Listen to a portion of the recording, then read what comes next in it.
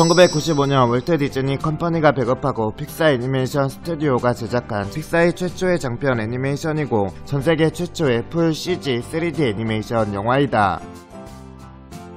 당시 스티븐 잡스의 지원과 노력에도 불구하고 파산 위기에 직면했던 픽사의 임원직이 당시 월트 디즈니 스튜디오의 회장이었던 제프리 카젠버그의 제안을 받아들이면서 제작이 시작되었고, 개봉 후 큰 성공을 거두어 백설공주와 일곱 난쟁이처럼 애니메이션 역사에 발자취를 남긴 상징적인 작품이 되었고, 뿐만 아니라 터미네이터2 심판의 날 쥬라기 공원과 함께 본격적으로 할리우드의 컴퓨터 그래픽 시대를 연 작품이기도 하다. 장난감을 이용한다는 아이디어는 픽사의 단편 애니메이션 틴토이에 먼저 사용되었고, 틴토이의 후속자 틴토이의 크리스마스 소동을 기획하던 중 극장 상영용 애니메이션 영화를 제작하는 방향으로 가닥이 잡히면서 제작이 시작되었다. 우디는 2010년 일본에서 발매된 리볼텍 피규어는 야릇하게 웃는 표정에 더해 눈알이 가동되는 기믹이 너무나도 적절절묘해서 공포물 캐릭터 혹은 사이코 캐릭터가 연상된다는 평이 많다. 또한 포토샵으로 효과를 주며 우디의 기묘한 표정과 필터가 합쳐지면서 표정이 음흉해진다.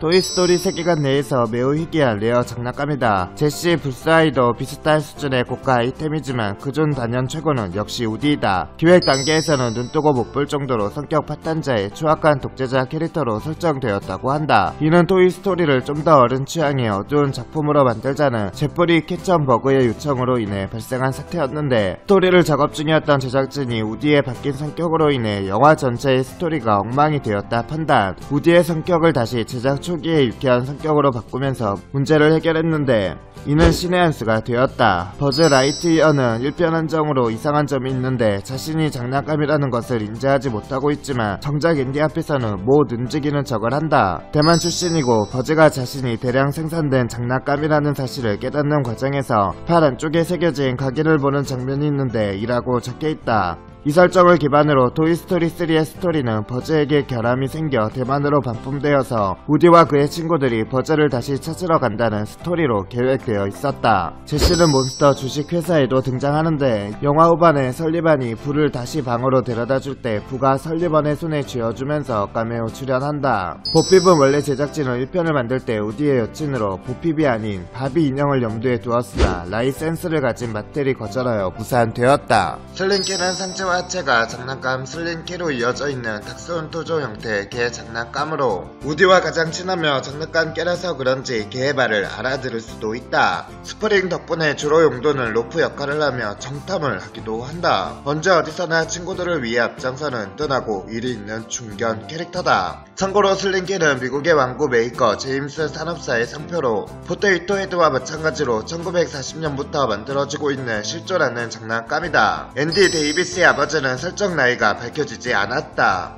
토이스토리 1편이 개봉된 1995년 기준으로 앤디는 당시 아동이었으니 설정상 당시 만 6세에서 7세 정도로 추정되며, 앤디의 아버지는 부자간 나이차를 30살로 잡는다면 설정상 당시 만 36세에서 37세 정도로 추정된다. 앤디의 어머니의 손에 반지가 없고 이사를 갈 때도 크리스마스 파티나 앤디의 졸업사진 등에도 모습이 보이지 않기 때문에 이혼이든 사별이든 같이 살지는 않는 듯 하다. 알린의 장난감은 현재 가장 희귀한 토이스토리 장난감 중 하나로 해외 직구를 하는 것도 매물이 없어 힘들다. 버키도 솔저스에 해당 캐릭터가 레고로 나왔을 때 밀덕들에게 인기가 꽤 있었다. 초록색 얼굴과 손만 바꾸면 레고엔 거의 없는 베트남전 미군 피규어를 만들 수 있기 때문이다. 물론 얼굴만 바꾸고 손을 그대로 두면 장갑 낀 모습으로 만들 수 있다. 배럴 오브 몽키즈는 실제로 존재하는 장난감으로 미국에선 1960년부터 있었던 역사적인 전통 장난감이며 미국에선 놀이방과 유치원에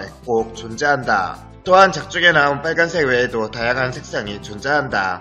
시드 필립스는 성격답게 방에 무시무시하고 흉악한 분위기의 포스터들이 붙여져 있는데, 픽사 네 번째 작품인 몬스터 주식회사에서 시드의 방에 포스터가 이스터에그로 나온다. 라쏘 베어는 감독이 북한 같은 사회주의 독재 국가에 갇혀있다 탈출한 성공한 사람들에게 스토리를 영감을 받았다고 한다. 라쏘부터가 곰과 지팡이 등으로 스탈린과 소련을 굵은 눈썹으로 레오니드 브레즈네프를 연상케 한다. 그러면서도 기회의 평등을 말하는 모습과 열심히 노력을 하며 우리처럼 살 수 있다는 말 등 사회주의뿐만 아니라 자본주의의 한계점도 비판하려는 모습이 잘 드러나 있다. 토이스토리가 단순한 아동영화가 아니라는 것과 픽사 특유의 블랙 코미디가 돋보이는 부분이다. 토토로는 본의의 장난감 인형으로 원작에 나온 특징을 잘 살려 대사가 없는 캐릭터로 나오며 판권은 지브리에 있기 때문에 이 작품에서 일회성 캐릭터로 나왔으며 당연히 이후 다른 작품에는 등장하지 않는다. 클레릭은 이 캐릭터가 가질 의의가 있는데 토이스토리 시리즈에서 완벽하게 괘씸하는 최초의 악당이라는 점이다. 이제까지 주인과 제대로 놀아본 경험이 없는 탓으로 인해 같은 장난감을 어떻게 대하는지 잘 몰랐을 뿐이었다. 제작 당시 장난감의 움직임을 표현할 만한 참고 자료가 없어서 신발 바닥에 판넬을 붙이고 직접 움직여보는 아이디어를 냈고 이를 영화에 적용했다. 시드의 개가 추격하는 장면에서 카체이싱은 체 픽사 이야기에 따르며 블리트, 프렌즈 커넥션을 연출할 때 참고했다고 한다. 시드의 방에서 아기 인형 공포씬은 1932년작 프릭스의 클라이막스 부분을 따왔으며 시드의 방 카펫은 샤이닝의 오버룩 호텔 바닥 무디에서 가져왔다. 무디는 사실 1957년에 출시된 장난감이었다. 무디는 1편이 개봉된 1995년을 기준으로 출시된 지 무려 38년이 지난 골동품 장난감이었다. 중간에 나오는 주유소의 이름 다이노코는 이후 11년 뒤인 2006년 존 라세테가 연출한 카에서 자동차 경주의 스폰서 대기업의 이름으로 사용된다. 우디 역의 톰 행크스는 영화판 목소리만 맡았고 게임을 비롯한 2차 창작물에는 참여하지 않아서 목소리가 거의 비슷한 톰 행크스의 친동생이 녹음했다.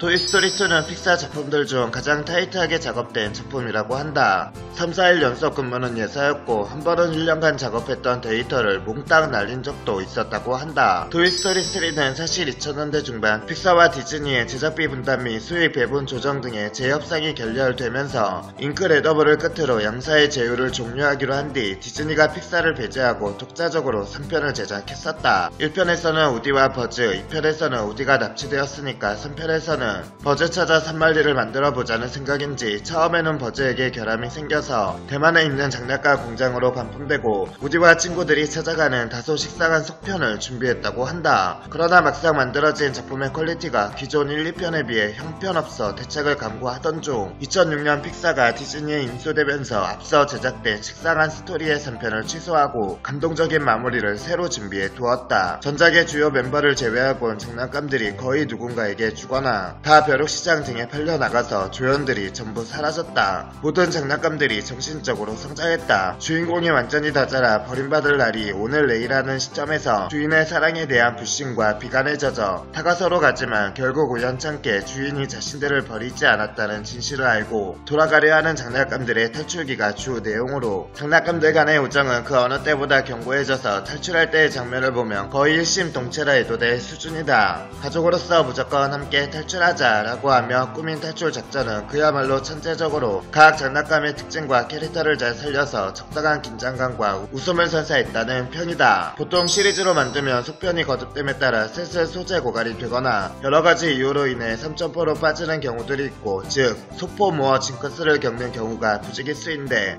토이스토리 시리즈는 시리즈 전부가 히트를 친 몇 안되는 작품들 중 하나다. 뿐만 아니라 본 작품이 호평받는 부분 중에서는 뛰어난 완급 조절과 감동적인 결말에도 있으나 각 캐릭터의 비중이 어느 한쪽으로 치우치지 않고 골고루 분배됐다는 점 또한 들 수가 있다. 토이스토리4에서 우디 역을 맡은 톰 행크스가 토이스토리4의 마지막 장면에 녹음 당시 너무 감정이 북받쳐 올라 앞에 있는 스태프에게 등을 돌리고 겨우 힘겹게 녹음을 끝마쳤다고 한다. 또한 버즈 라이트 이어를 연기한 팀 알렌은 4의 마지막 장면이 전작인 3의 그것을 뛰어넘는다고 말한 바 있다. 전작의 11년 만에 돌아온 3편에서 그래픽, 애니메이션 모든 부분에서 발전해서 더 이상 더 좋아질 게 없을 것 같았지만 이번 4편에서 그래픽이 실사영화 수준이 돼서 돌아왔다. 고양이의 털 표현이 2편의 버스터를 생각하면 정말 격세지감이다. 그 외에도 우디, 보핍의 천 재질, 버즈 라이어트의 흠집난 플라스틱, 그리고 포키의 눈 주변에 있는 접착제 등등 정밀한 재질 묘사로 큰 호평을 받고 있다. 토이스토리3는 토이스토리 시리즈 중 유일하게 로튼 토마토에서 신선도 100%를 받지 못한 작품이다. 그렇지만 그것마저도 무려 99%를 받았다. 픽사 영화 중 잉크레더블만 제외하고 모든 작품에 나온 피자 플래닛 배달 트럭은 토이스토리 시리즈 3편에 다 등장했다.